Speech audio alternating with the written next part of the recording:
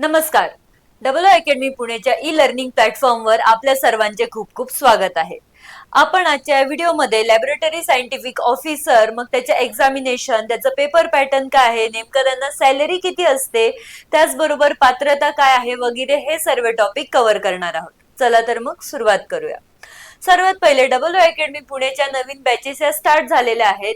बॅचेसची monsoon offer असल्यामुळे कोणतीही batch तुम्हाला केवळ 1100 रुपयात परचेस करता येणार आहेत. मग त्या बॅचेसमध्ये anganwadi supervisor, ANM, JNM, staff nurse, lab technician, assistant, औषध निर्माता बॅच, जलसंपदा बॅच, नगर परिषद बॅच, एफडीए बॅच, आदिवासी बॅच, आरोग्य सेवक बॅच, आरोग्य सेविका बॅच, तलाठी भरती, स्वच्छता निरीक्षक म्हणजेच एमपीडब्ल्यू बॅच, पशुसंवर्धन भरती, स्वच्छता निरीक्षक, महिला बालविकास, टीईटी, टीआयटी होणाऱ्या एक्झामिनेशनच्या बॅचेस आणि त्याचबरोबर एलएसओ बॅच सुद्धा आहे. या नवनवीन बॅचेस मध्ये तुम्हाला एनरोल व्हायचं असेल किंवा बॅच रिलेटेड कोणताही डाऊट असेल तर बोर्डवर खाली दिलेला नंबर 80 10 45 77 60 वर तुम्ही कम्युनिकेट किंवा कॉन्टॅक्ट करू शकतात. बॅचेस मध्ये आपण संपूर्ण सिलेबस कव्हर करणार आहोतच. तिथे लाईव्ह लेक्चर असतात म्हणून तुम्ही टीचर सोबत कम्युनिकेट करू शकतात, इंटरॅक्ट करू शकतात, तुमचे डाऊट सॉल्व्ह करू शकतात आणि जर लाईव्ह लेक्चर बघायचे राहिले तर ते लेक्चर आम्ही रेकॉर्डेड सुद्धा प्रोव्हाइड करत असतो.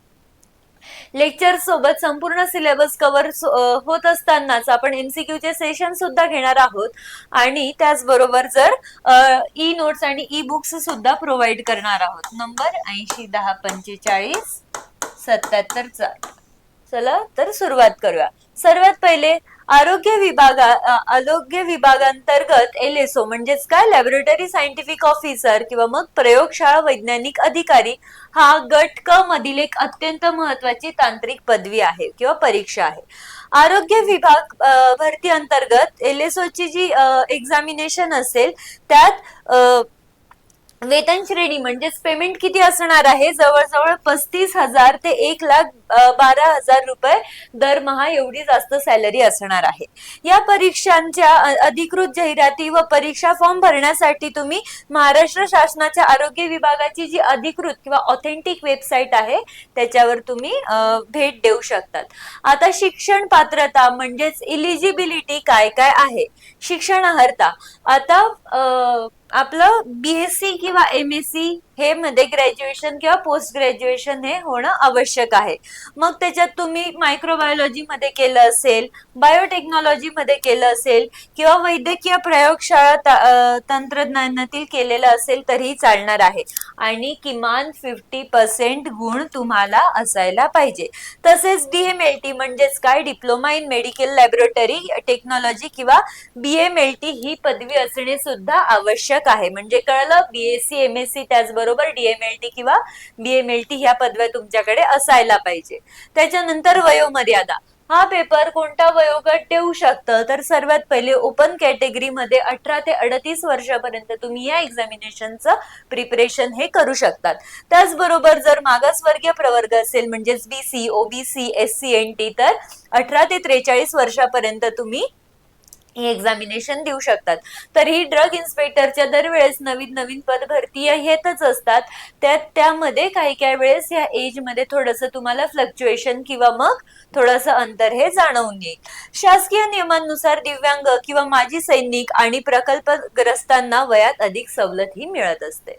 नेक्स्ट काय आहे तर आपण एक्झाम पॅटर्न बघूया.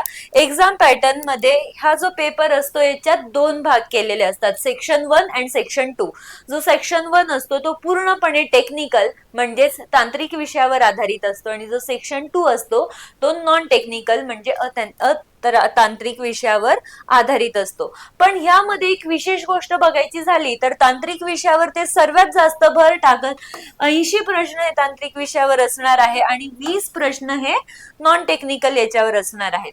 80 प्रश्न, प्रत्येक प्रश्नाला 2 गुण म्हणून 160 गुण आणि 20 प्रश्न 40 गुण म्हणजे टोटल प्रश्न किती झाले 100 आणि टोटल गुण किती झाले 200.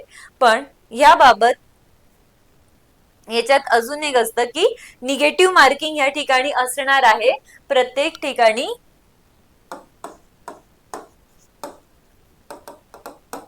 निगेटिव्ह मार्किंग असणार आहे. ओके, ही एक गोष्ट लक्षात ठेवायची आहे. नेक्स्ट काय आहे, आपण सर्वात पहिले तर अभ्यासक्रम बघूया. 80 मार्कासाठी काय काय असणार आहे. तुम्ही ज्या पदासाठी अर्ज केला आहे, उदाहरणार्थ तुम्ही अर्ज केला असेल आरोग्य सेवकसाठी, फार्मासिस्टसाठी, लॅब टेक्निशियनसाठी, नर्ससाठी, त्या पदाचा शैक्षणिक अभ्यासक्रमावर अधिकतर प्रश्न विचारले जातात. त्याचबरोबर आरोग्य क्षेत्राशी संबंधित ज्या मूलभूत बाबी असतील किंवा मग आरोग्य कार्यक्रम आणि पदवी स्तरावरील विषयांचा समावेश या ठिकाणी दिसून येतो. सामान्य विषय, आता हे तर झाले की जे तांत्रिक विषय असणार आहे, मग त्याच्यात फार्मसी रिलेटेड प्रश्न असतील, ड्रगशी रिलेटेड क्वेश्चन्स असतील, त्याच्याच बरोबर तुम्ही जो नेमका अर्ज केलेला आहे ज्या पदासाठी, त्या पदानुसार तुमचा सिलेबस थोडा थोडा चेंज होत असतो. ठीक आहे. आता सामान्य विषय म्हणजे जनरल सब्जेक्ट, जो तुम्हाला फक्त केवळ 20 मार्कांसाठी आहे, 20% आहे.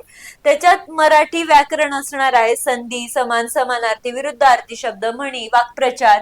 इंग्रजीमध्ये वोकॅब्युलरी असेल, ग्रामर असेल, टेन्स असतात, पास्ट फ्युचर किंवा मग प्रेझेंट टेन्स, त्याचे वेगवेगळे टाइप्स असतात.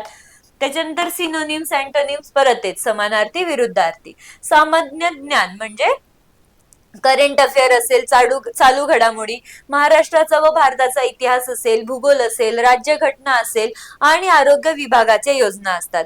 गणित आणि बौद्धिक चाचणी, मग त्याच्यात बेरीज, वजाबाकी, गुणाकार, भागाकार, टक्केवारी आणि तर्क क्षमता म्हणजे रिझनिंग किंवा मग आपण त्याला ऍप्टिट्यूड असं सुद्धा म्हणत असतो.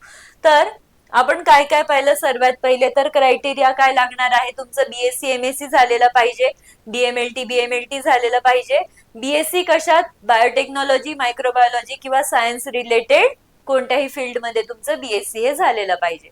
त्याच्यानंतर आपण वयोमर्यादा पाहिली आणि कोणत्या कोणत्या सिलेबस आहे ते आपण डिटेलमध्ये जाणून घेतलं. 80 मार्काला टेक्निकल आणि 20 मार्काला नॉन टेक्निकल आहे आणि निगेटिव्ह मार्किंग ही असणार आहे. ठीक आहे.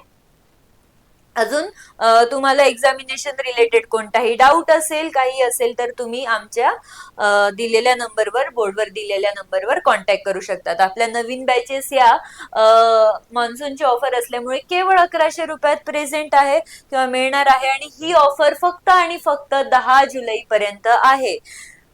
उपलब्ध बॅचेसचे मी नाव तर सांगितलेच. आता बॅच मध्ये तुम्हाला एनरोल व्हायचं असेल, तुम्हाला तुमच्या फ्रेंड सर्कलला, तुमच्या कलिग्सला, तर तुम्ही बोर्डवर दिलेल्या नंबरवर कॉन्टॅक्ट करू शकतात. Okay, thank you so much.